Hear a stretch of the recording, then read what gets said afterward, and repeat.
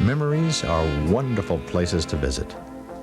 Close your eyes and you're back in the old neighborhood you grew up in. There's the old ballpark and the ice cream parlor on the corner. Remember those carefree summer days at the amusement park? Or how about Saturday afternoons spent roller skating or holding hands in the movie theater balcony with your high school sweetheart? Oh yes, we remember all those places we played and feasted, laughed and cried, where we danced and fell in love. Yes, we remember. And now, through this magical video time machine, we plan to revisit things that aren't there anymore. What better way to begin the journey into our memories than with a train ride?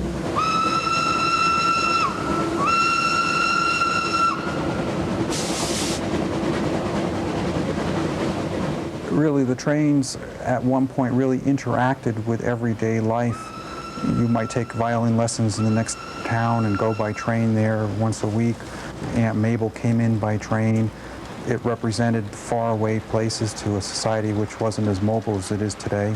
The Rensselaer Model Railroad Society at RPI has recreated scenes from the D&H Railroad line as it would have appeared around 1950, the tail end of the golden age of railroading. This scene of downtown Troy shows Union Station, one of many railroad stations in the area that no longer exist. Well, it was built in 1900. It was the fourth station in Troy, and it was torn down in the winter of 58-59. And in 1910, we know that there were 130 trains a day, passenger trains a day to Troy, which is like one every 11 minutes. So it was a very active spot in its heyday. Troy's Union Station was created by the same architects who designed Grand Central Station in New York City. The site of the station was on 6th Avenue between Broadway and Fulton Street, where the office of Rensselaer County Social Services now stands. No longer do the train tracks run along 6th Avenue in this city that was once a bustling hub of transportation. Well, from Troy, you could take the train to Albany and catch westbound trains to Chicago. You could also go from Troy directly to New York City or go to Albany to New York City. You could go up two parallel routes to Montreal via the east side or the west side of Lake Champlain, and you could take the trains from Troy to Boston.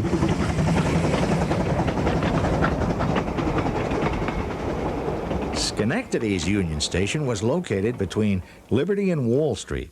Many of us can recall politicians campaigning there. Eisenhower gave a speech to a crowded station plaza in 1952.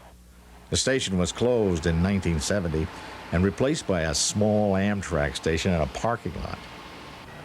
Luckily, Albany's Union Station is still around. It's now the corporate headquarters of Fleet Bank of New York.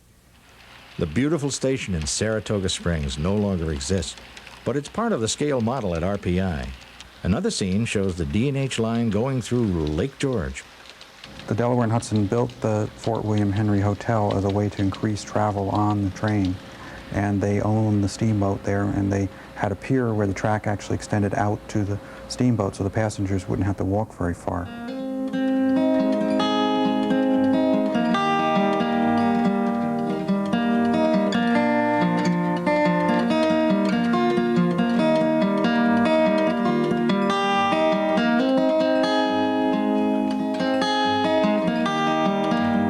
Christopher Shaw is a prominent local folk singer and storyteller. His family has a long tradition of piloting steamboats on Lake George. My great-grandfather worked on the boats there. My grandfather worked on the boats. Dad worked on the boats.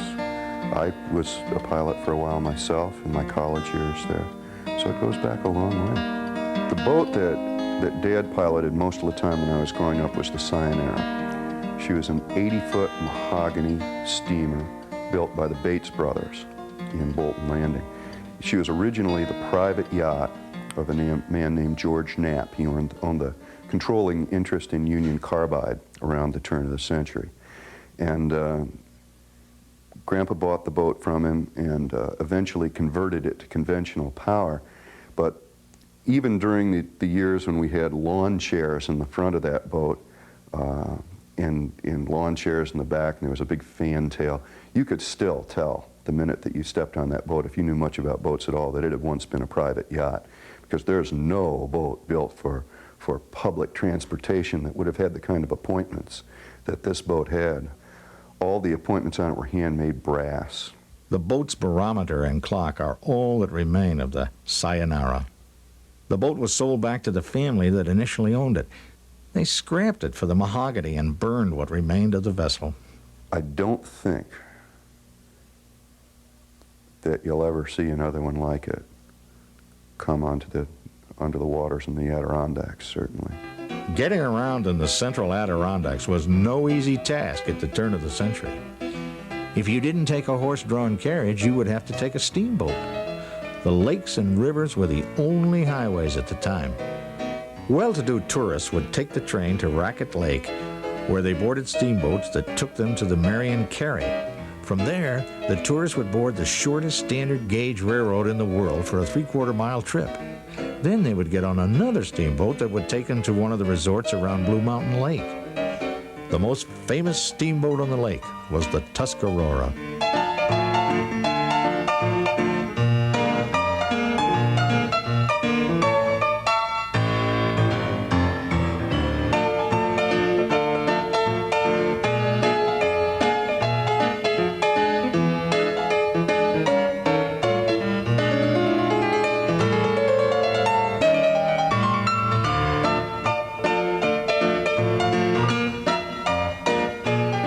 Today, the Tuscarora has been transformed into a summer camp at Blue Mountain Lake, restored by a local family.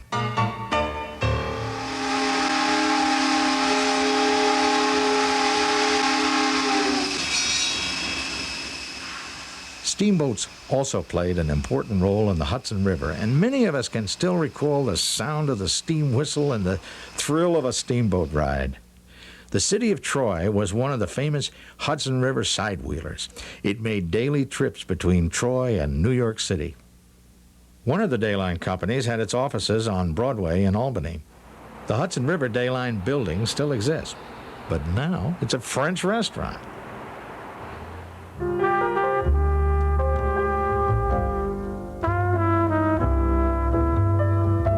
The Hendrick Hudson was 390 feet long and could hold over 5,000 passengers.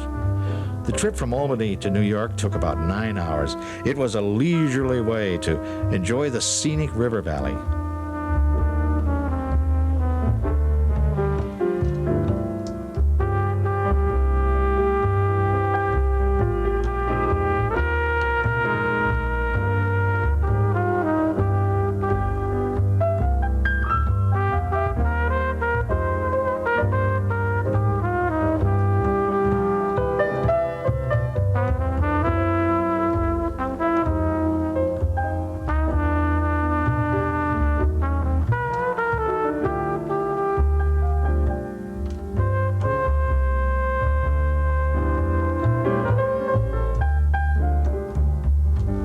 There were also night boats from Troy and Albany to New York City with all the entertainment that a well-heeled traveler might be seeking. Live music, dancing, private staterooms, and more. The palatial steel steamers of the 20th century harkened back to America's age of opulence. The Washington Irving was the largest of all the Hudson River dayliners. It had a spacious dining room on the main deck, 19 private parlors, and the ornate Alhambra writing room. Writing paper and postcards, no charge.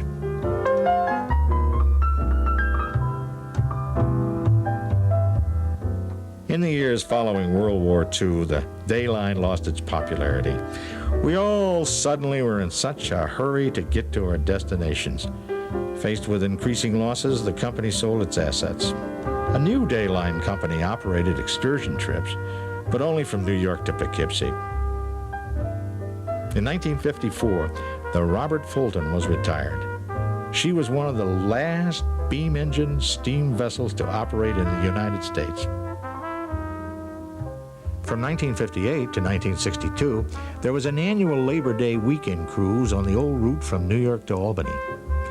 The Alexander Hamilton was the last of the Hudson River sidewheelers. She was retired in 1972 and destroyed during a severe storm. The great age of steam on the Hudson River had come to a close. but we still carry those memories of luxury and leisure with us.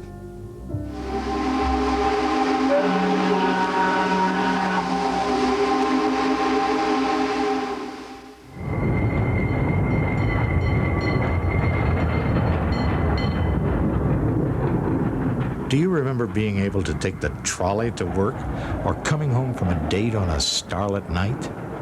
It was an exciting time. I can still hear the clickety-clack of the wheels hitting the rail and feeling the lurches, but enjoying every bit of it. Joan Gross is a historical consultant who showed us a building in Averill Park that used to be a trolley station. They would have gotten their tickets at the ticket window that you can still see right there, and right next to it would have been the comings and goings of the trolley car itself.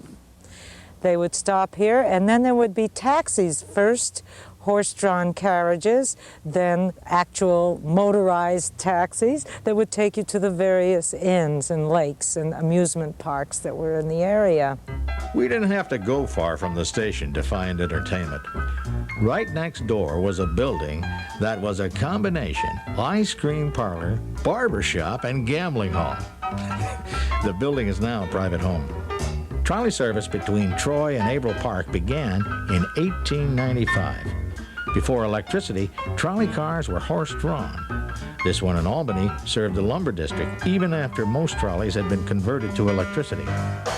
Joan Gross has researched the impact of the trolleys on the shape of the city.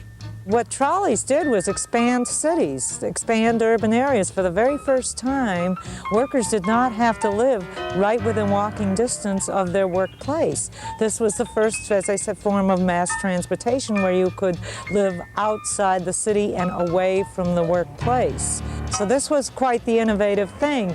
It began in the Albany area with the Pine Hill section and grew and grew and grew. Manning Boulevard, New Scotland Avenue, all those areas grew up thanks to the trolley. Not only did trolleys change the shape of cities, but they connected communities all over the capital region. This rare film shows the trolley that went from Schenectady to Ballston Spa and Saratoga Springs. And this color footage shows one of the last runs of an electric trolley car in Schenectady. That was in 1946, when trolley service ended both here and in Albany. The trend toward abandoning trolley lines started in the 1920s as America began its love affair with the car. Some of the abandoned trolleys escaped the trash heap and were converted into roadside eateries. The Bill Gates Diner in Bolton Landing was one of them. It was turned into a diner in 1937 and became a vibrant part of life in Bolton Landing until it closed in 1980. Now, with the help of family and friends, the Gates Diner has been enshrined as a permanent exhibit at the Adirondack Museum in Blue Mountain Lake. The diner has been completely restored to its heyday as a roadside eatery. The only place to go was Uncle Bill Gates' Diner. It was just really fun. It was like a social event, basically. Everybody would be here. Everybody in town stopped by at least once a day to have a cup of coffee and chat and read the paper and gossip. It was great as a little kid because it really involved you in like the socialness of the town. This was the social place to be. We opened at 6 in the morning, always. I worked hard, long, hard hours, but my husband and I were like a team, you know. We could work together, and we just clicked, that's all. Bill Gates' widow, Dawn, still lives in Bolton Landing.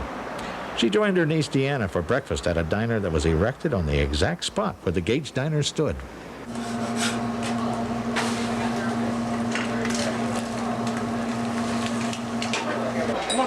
I had eggs.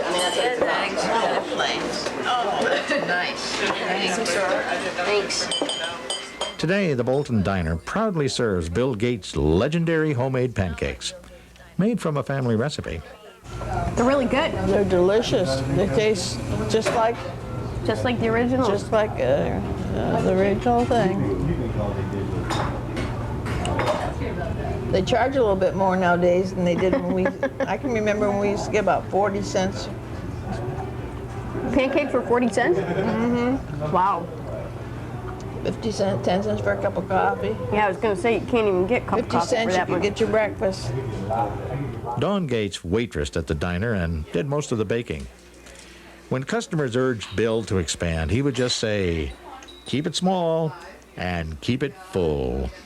We used to live right next door, and when we come out in the morning, they'd be sitting all along the stone wall and down the street waiting to get in.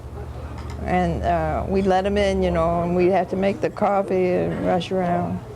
And in the off season, the local people, we used to leave the back door unlocked, and they would come in and make their own coffee and have it all ready when we get there. It was kind of a social institution. I mean, you go to a lot of restaurants, but there's not a sense of family like there was at the diner. It was really a hometown diner, you know. Everybody knew each other, and, you know, it was like one big happy family, you know.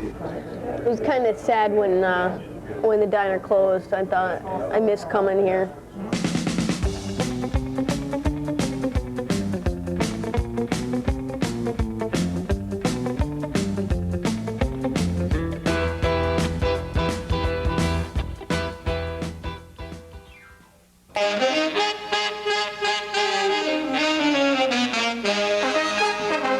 There was nothing that could compare to a steaming cup of coffee and the Blue Plate Special at the neighborhood diner.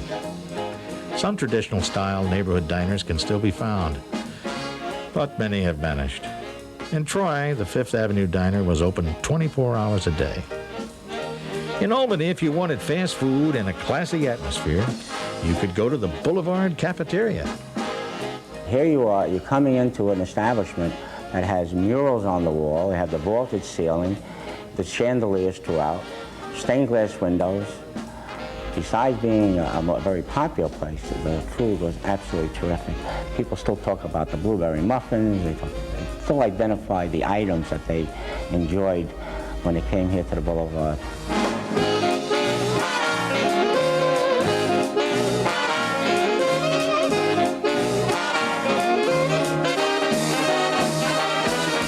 The patrons of the Boulevard included people from all walks of life: politicians, sports personalities, and students and faculty from the State Teachers College. Well, you may be asking why we're featuring the Boulevard. After all, it still exists. True, but it's nothing like it used to be when it was open 24 hours a day. People would come in and they would take out a ticket. From that ticket, they go to the counter and they would order. And they look up at the menu and they would probably order a ham and cheese and a coffee, and once they finished their order, the counter man would punch in 55 cents. On more formal occasions, like a date with someone really special, you could always go downtown to Keeler's. The site of this famous restaurant on State and Green Streets is now a key bank. Unfortunately, in the 1960s, with the advent of fast food and shopping malls, we forgot about Keeler's and they closed their doors forever. All we have left are some photographs from the Albany Institute of History and Art, and many fond memories of great food and great times.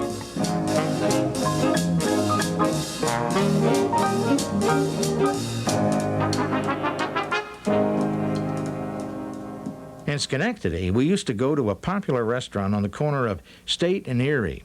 There's a cafeteria there now, but it used to be the Nikolaus German Restaurant, owned by Louis Nikolaus and his wife Sophie. On cold winter days, after skating up the Erie Canal, you could go to the restaurant to warm up with a coffee or a hot toddy. Some of us remember their sensational German cuisine. Nikolaus has also sported a so-called men's bar. Ladies had to use the side door if they wanted a drink. These, of course, being the days before equal rights for women. This was true of most every place. They'd always have a men's bar, and then they have a ladies' section where they could come in a side door and sit down and have their beer or whatever they wanted. But they never would be seen in a men's bar. I can't say that they would be ejected or anything like that. But it was maybe an unwritten rule that nice ladies would never go into a bar. One of the trademarks of Nikolaus's was a parrot named Lopa. And sometimes he would get in his head to whistle. He could whistle, sound just like Sheriff Calkins's whistle when he was patrolman and directing traffic corner State and Erie Boulevard. And it would confuse traffic.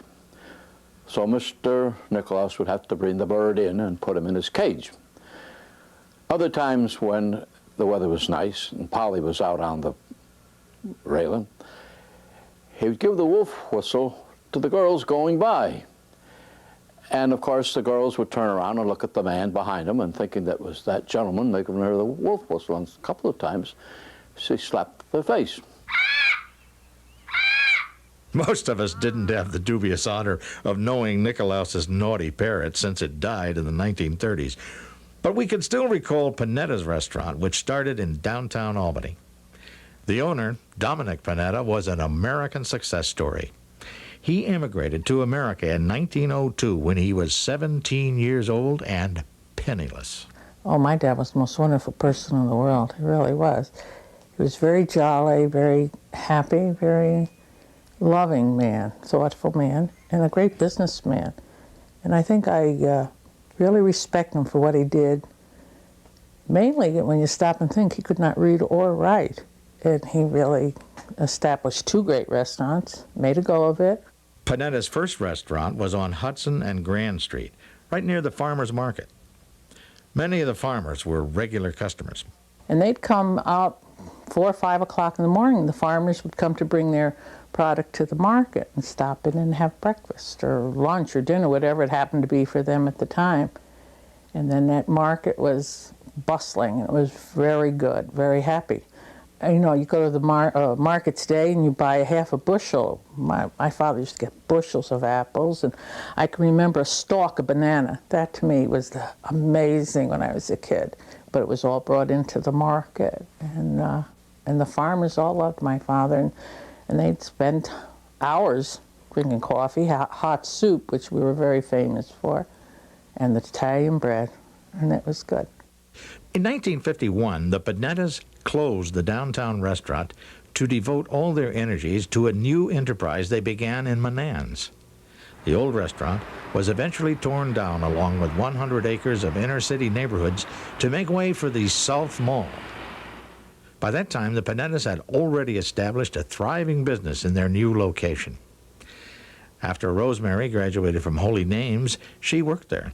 I did all the booking of the banquets, my brother and I, but did the booking of the banquets, which we booked a lot. Like I say, the banquet hall held over 400 people, so we had a lot of wedding receptions and a lot of commercial parties, and it really was nice. And I can remember people tell me when I seated them, you know, how glad that we were there now. And I see a lot of these kids that I used to seat or babysit while their parents ate, I should say, who are grown and married and have children of their own today. You talk to people today and they'll tell you, oh, my reception was there. It was a jumping place, a lot of fun.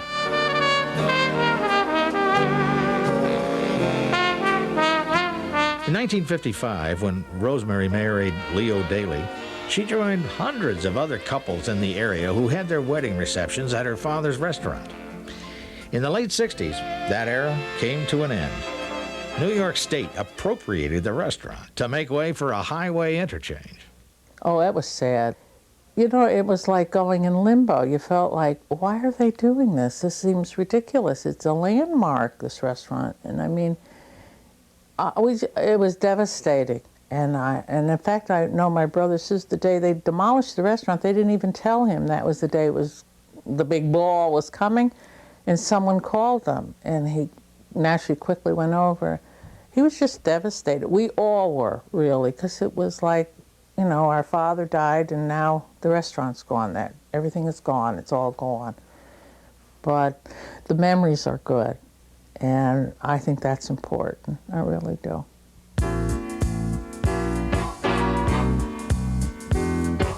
We enjoyed lots of great food together back then, didn't we?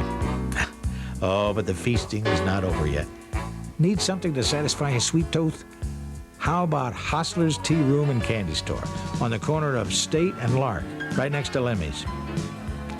In 1940, you could cross the street to Hostler's competitor, Stiddick's. The ice cream parlor also had another store uptown next to the Madison Theater. And what did we do after we sipped our ice cream sodas and demolished our banana splits? We would see a movie or go shopping downtown. In the 1940s, the place to go shopping in Albany was on Pearl Street. Remember how the sidewalks were jammed with people and the street was crowded with traffic? Maybe you remember having just gotten your driver's license and taking your mom to Myers or Whitney's. There was no place to park, so you just circled the block until Mom was finished. A similar story was played out in downtown Schenectady. Downtown had everything because that's where people went for anything special, such as shopping, that they couldn't get in their corner stores, the mom and pop stores. Holidays would mean rubbing elbows and bumping into some people and saying, "Excuse me," and everybody's happy, and shopping at Christmas time or Easter, before Easter, and so on. Actually, as a longtime resident of Schenectady and its city historian, county historian, it really pains me to look at the pictures that I see now, and some that I took in the 40s and 50s, of the people that were downtown and almost every store open. If it wasn't open, it would be because they were remodeling. But times have changed, and I can understand why people are not flocking downtown anymore. We have to be realistic. You know, we have malls where everyone parks their car once and then shops for everything they need in one place. But that's how times have changed. Another sign of change in downtown Schenectady was the disappearance of the grand movie palaces. There was the State, the Strand, which was once called the Barclay, and the Plaza.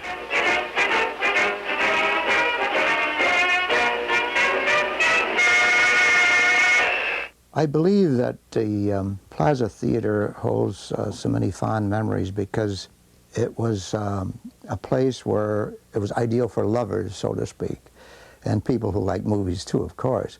But the decor was so beautiful. It had a sky that was, it could be lighted from the top, so it was a light blue sky, and they had blinking lights that were supposed to be, and they sure looked like it, like you were there in the nighttime.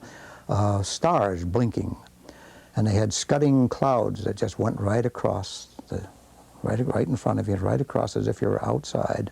Schenectady also had a number of neighborhood theaters that are now gone. These are just a few. In Troy, one of the popular neighborhood theaters was the Bijou. Local kids in Lansingburg called it the Bijo and tried to sneak in the back door. Also in Troy, if you wanted to go with your date to a first-run movie, you could go to the Proctor's on 4th Street. In downtown Albany, you had a number of theaters to choose from right on Pearl Street.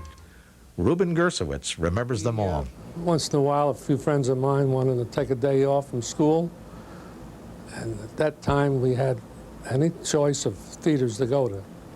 I could name you the theaters starting with the Royal, down on Pearl Street, going up to Herkimer Pearl, where the Lyric was, and going up another block where the Regent was between Madison Avenue and Hamilton Street. Then you go up to the left side of Pearl Street, where there was the Majestic, which was a burlesque house. I couldn't wait until I grew up so I could walk in there. I always wondered what it was all about then. But then you go up the street, there was the Ritz. And you go up the street to North Pearl Street, the Albany Theater was there. And you walk a little further up and you come to the Clinton Square area. And years ago, there used to be an old movie house on it's torn down now, it's an empty lot, opposite the Palace Theater. And then on the other side was the Proctor's Grand Theater, which was a vaudeville and a motion picture theater.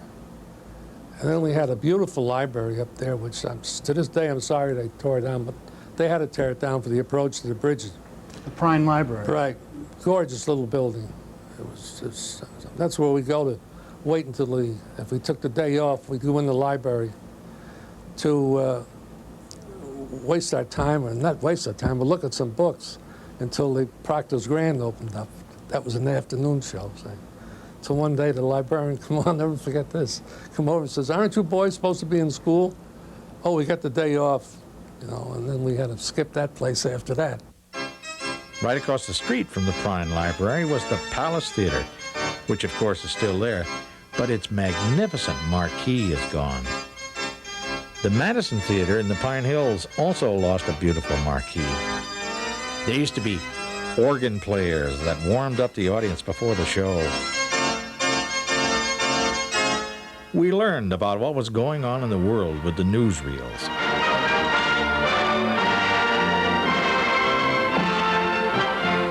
Washington, 1942. Prime Minister Winston Churchill comes to America to address for the first time a joint session of Congress. Distributors ballyhooed their movies with unusual publicity stunts.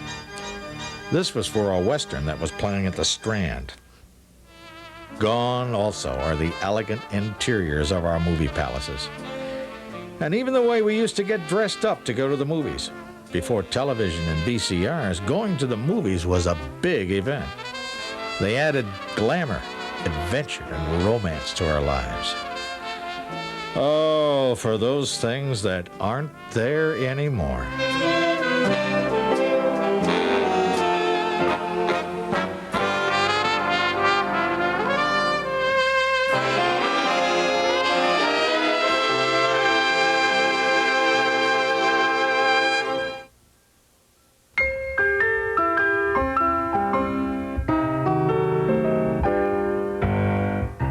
Who can forget sun-filled summer days spent at the amusement parks in the Capital Region? This was Caterhorse Park on Saratoga Lake, perhaps the longest-running amusement park in the area.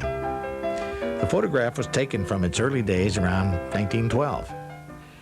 Caterhorse closed its gates in 1987 and is now the site of a condominium development. All that remains is a boarded-up dance hall, where you may remember jitterbugging, twisting, or discoing the night away when it was called the Rafters. The rides at Caterhorse were sold in an auction. The city of Saratoga bought the carousel, and all of the hand-carved horses have been fully restored. The city plans to find a new location for this carousel, which many of us recall as a fond memory of our childhood.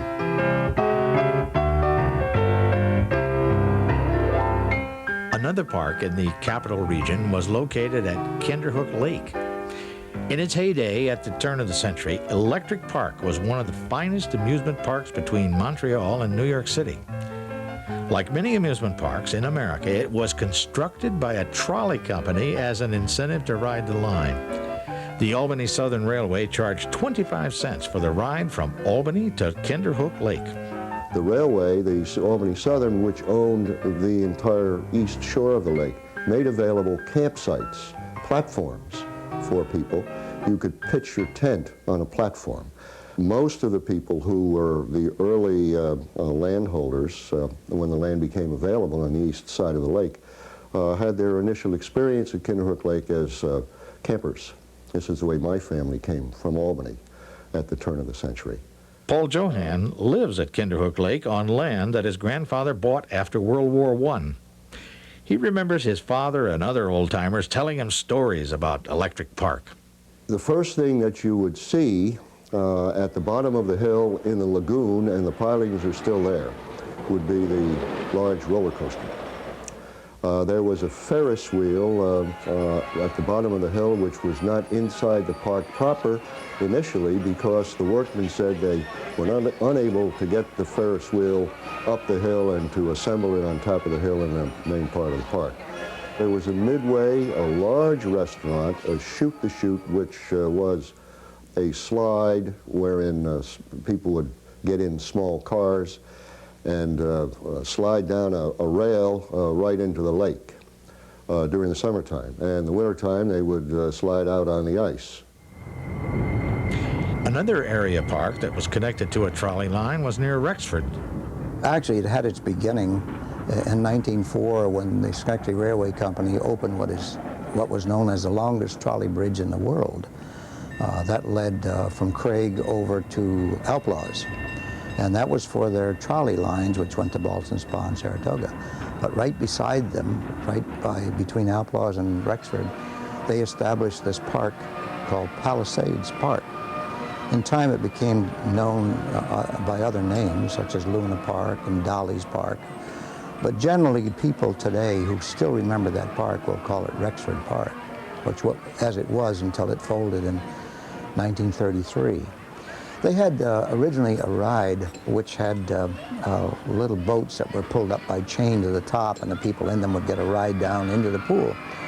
People just loved that, the excitement of doing things like that. They would have special events too on certain nights. I never saw it done, but I had people tell me that they would have what they call greased piglets or pigs running around, and those who caught them could have them. These are usually before a holiday or something. And they had live turkeys that you would win in different ways. And can you imagine? And I'm told that it's so funny to be riding back home at night in this crowded trolley with somebody with a pig in his lap in a bag and trying to get out, or the turkey pecking at people in front of them and things like that. Must have been a lot of fun. Yet another local amusement park was Mid-City in Menands. Tony Zembrello lives in Rensselaer and went to the park in the 1920s. Back in those days, for us to get to Mid-City Park, to us it seemed like a long way. We had to jump on a trolley car, not too far from where I'm living right now. That was the old Albany and Southern Railroad. They had a car barn just across a railroad track here. And we'd jump on a trolley and go to Mid-City and spend the evening. And of course, we didn't have too much money in those days, but you didn't need too much either. But it was a fun time, just like going to a carnival midway. Then after the demise of the Mid-City, so to speak, they put in a big swimming pool in the area. And we used to go there, spend a Saturday afternoon or a Sunday afternoon. And just down the road a piece is where they would hold the circus.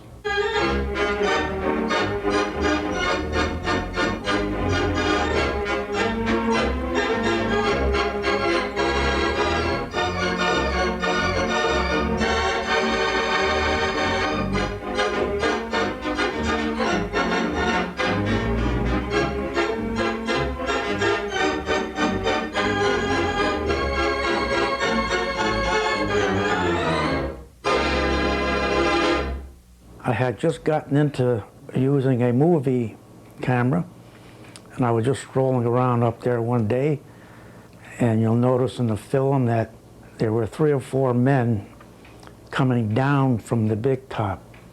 They had been up there repairing a huge rip, and the show went on that night without any problem. The next day it moved to either Geneva or Auburn, New York, one of the two. And they set the tent up. They had a big windstorm, which blew the tent apart.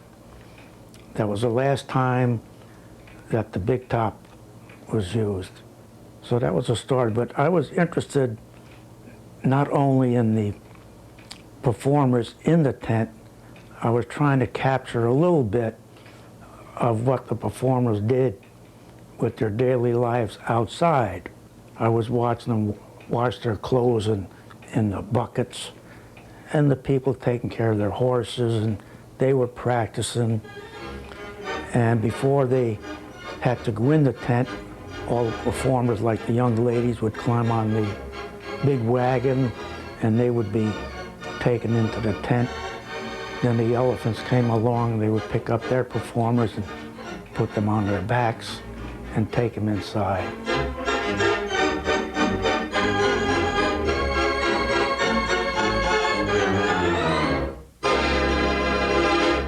The circus also used to visit Troy.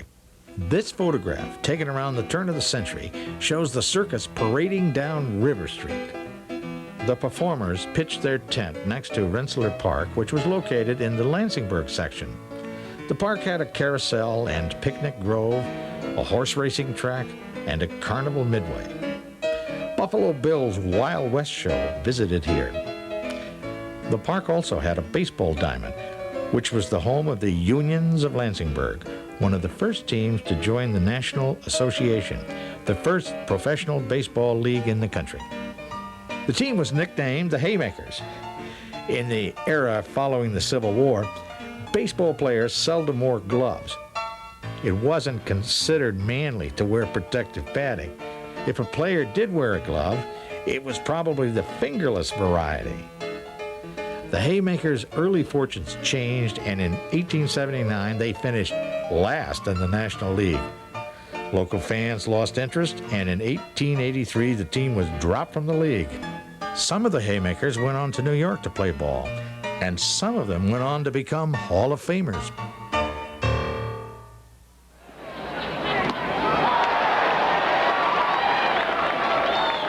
Albany had a team in the Eastern League. The Albany Senators played at Hawkins Stadium in Menands. Ken Weaver played with the Senators for 3 years in the late 1930s. I played first base, and I played the outfield, and I pitched. Win them and lose them, you know. They were all enjoyable. I enjoyed being here. The stadium, in my opinion, was a marvelous stadium. It was all built of concrete and steel, maintained beautifully. Everybody loved the ballpark. It was a lot better ballpark than Milwaukee and Minneapolis and teams in the American Association had. With a few overcrowd, they could get about 11,500 in there. At times, they had people on the playing field. They were drawing good. And a lot of the younger ones would walk there from all over. People would tell you, the young ones would tell you how they would wait for a foul ball to be hit, and then they'd get in for nothing, you know, and others would walk all the way from the south end and from all sections of Albany to see a ball game. They were great fans here. After Hawkins Stadium opened in the late 20s, the Yankees came to play exhibition games. We can remember seeing some of baseball's greatest players in action at the stadium. In this picture, Albany's Mayor Thatcher is flanked by Babe Ruth and Lou Gehrig. Ruth returned to Hawkins at the end of his career. Well, I remember being in the dugout when he came up here with Brooklyn. That was his last year in baseball. And the first thing he did was look at right field. And he said, I'm glad I didn't play on this ballpark. It was such a long field, you know. So he used to play 3 innings and go back to New York for treatments. Cancer had set in. And in the clubhouse, Bill McCarry said to Sullivan, who was going to pitch, keep the ball up high because he has lost the sight of his right eye. So he did exactly what he was supposed to do, and Ruth hit the ball right out of the ballpark. Home run. And he was tickled to death. They say it was his last home run that he hit in professional baseball. In Schenectady's McNerney Stadium, we cheered on the Blue Jays, a minor league team which belonged to the Canadian American League. McNerney Stadium is still there, but it's now surrounded by a golf course. The baseball diamond is now a driving range. The Blue Jays were one of the farm teams for the Philadelphia Phillies. Charles Baker pitched for the Jays when the ball club started in 1946. The team was terrible. The manager was worse, and it was really a catastrophe. And people did come out to see it, but it wasn't much. And then things changed in '47, and I think they drew 145 or 150,000 people. The biggest crowd that had ever, well, biggest seasonal record that they'd ever had.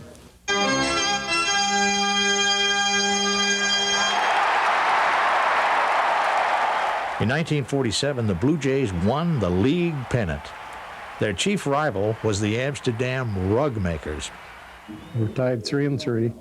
And Pete McNerney come in the clubhouse and he said, if you win this game tonight, it's worth $100 apiece to each of you, which was big money because we had players that weren't making over $100 a month. And I think the average salary was $150, $175 tops. So $100 was a lot of money. So we beat them 3-2. And the thing I can remember more about that game than anything else was that I got a brand new gabardine suit down to Bonds, and I wore it that night, and by the time those fans got through afterwards, there wasn't anything left of the suit. they went nuts over that game. The Schenectady fans remained loyal into the 1950s when the Blue Jays joined the Eastern League. Some of the fans treated the players like family. I know while I was in Schenectady, I don't think we ever missed a weekend where we weren't at somebody's house, you know, having dinner. And there was one place in particular that I remember very well was Welcome Inn off of Brandywine Avenue. And Sophie and Johnny Lou Brandt was the owners. And they just took to the ball club like it was their own family. Paul Simmons was a catcher for the Blue Jays in 51 and 56. In those days, the Gazette would give all the headlines to local sporting events. Sometimes the Jays would get a whole page. We could also hear the games broadcast on radio. Simmons remembers when the Philadelphia Phillies came to McNerney Stadium the year after they won the National League pennant. We met all the whiz kids at the time. There was Richie Ashburn, Andy Simonek, Puddinhead Jones. Granny Hamner.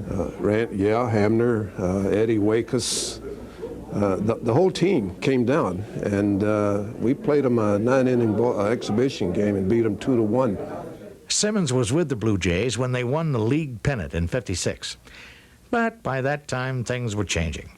Local support for minor league baseball had its heyday right after the war. In 1949, there were 59 minor leagues with 448 teams. By 1953, there was an obvious change. 18 minor leagues with 130 teams. Baseball in the capital region followed the national trend. In 1957, the Blue Jays folded.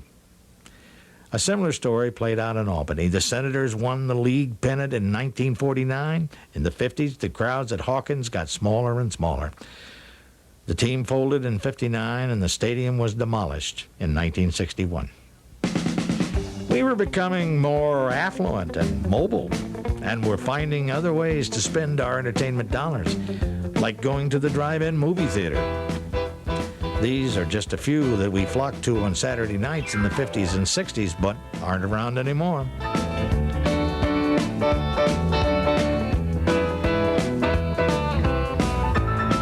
Besides the drive-ins, we found plenty of entertainment right at home.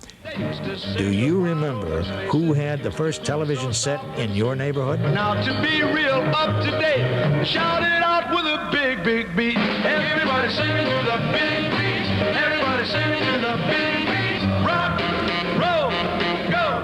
In spite of the growing number of TV sets in American homes during the 1950s, we were by no means couch potatoes. Golf was a popular sport on a number of courses that have since moved.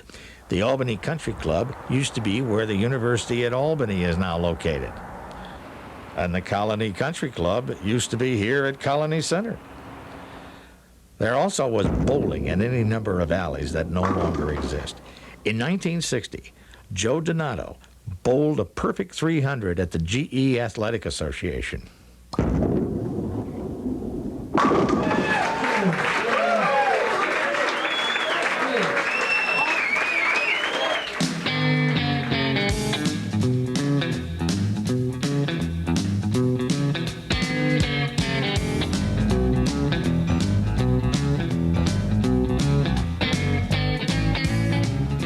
Another popular pastime in the capital region and across the United States was roller skating.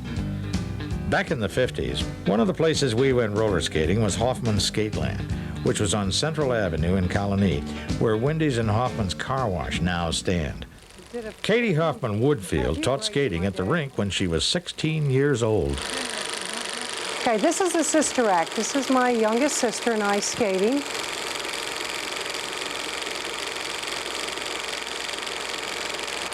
Okay, this is a chorus number, and this is the wheel that they're doing. Now, this is the boys doing a calypso number. And the Polynesian girls are coming out, and so it's sort of a combination chorus number with the boys and the girls. Now we're shooting my skating partner that I skated nationals with, Dick Dixon. We were probably 16 years old then. In 1950, we went out to Denver, Colorado, and we skated junior dance and won first place. This is a children's number, candy cane number. This is my youngest sister skating Snow White and the Seven Dwarfs number. Okay, this is a comedy number with some of the young boys. This always seemed to go over very well. My oldest brother did a lot of comedy. I'm not sure if this is my brother here or not. When they're dressed up with the costumes, it's pretty hard to tell.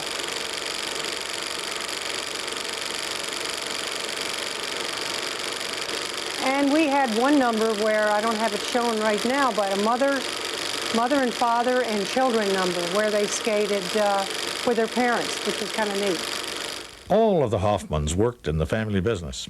I can remember, oiling the skates, putting the Lexol on the leather on the boots, and my sisters and myself selling hot dogs and ice cream and stuff behind it. We had a little concession stand, and I remember, the bathrooms, cleaning the bathrooms before school and things like that. It's not just the fun of the skating, but it was a business, and it was a family business. The whole thing, all through, has been a family group that we had. And that way you can get along very well with the young people. If they don't mind, you just call Mama, and everything's worked out. Rules at the skating rink were strict. Boys had to wear neckties, and the girls had to wear skirts that were fingertip length. They weren't allowed to cut in or out or fast skating. We had a bunch from Pittsfield come over, and a guy took his sweater off and threw it out and tripped up about 5, 6 kids. We throwed the whole gang out, and that's the way it went. In spite of all the rules at Skateland, it was a great place for romance. We had an exchange skate. That's how they met. Every time they blew the whistle, the boy would move up to the next girl, and that's how they got acquainted. The roller skating rink was a big place for people to get together. And naturally, when boy and girl get together, there's romance, and it was a great place for couples to meet. Tom himself met his wife at Skateland long before they got married. They were both 5 years old when they co-starred in one of the skating show numbers. Tom is the one driving the fire engine. It was kind of a childhood sweetheart thing, and we've been married now 30 years. It's funny to think back that 45 years ago you met your wife and you roller skated together, and we went to school together, and it all started in the roller skating rink. Many romances that began on roller skates still flourish today. But unfortunately, Skateland didn't. It closed in 1958 and was turned into a bowling alley. So where are your roller skates now? Or how about the bell-bottoms, headband, and love beads you used to wear at the Aerodrome in Schenectady, one of the area's hottest night spots in the late 60s?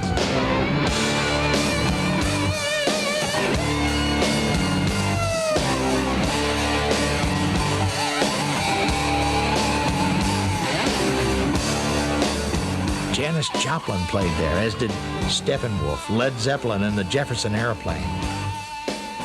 On weekends, there used to be thousands of people waiting to get in. When the 70s came along, we replaced bell-bottoms and love beads with leisure suits and platform shoes, and we did our dancing in discos.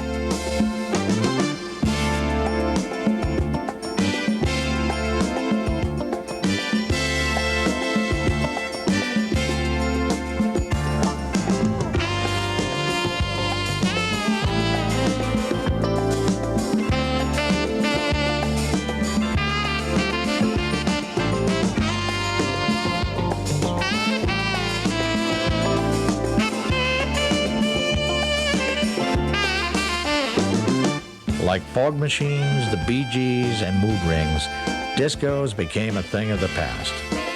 Today, one of the places to go for progressive music is the QE2, which, ironically, is located in a White Tower hamburger emporium. Another thing that isn't there anymore.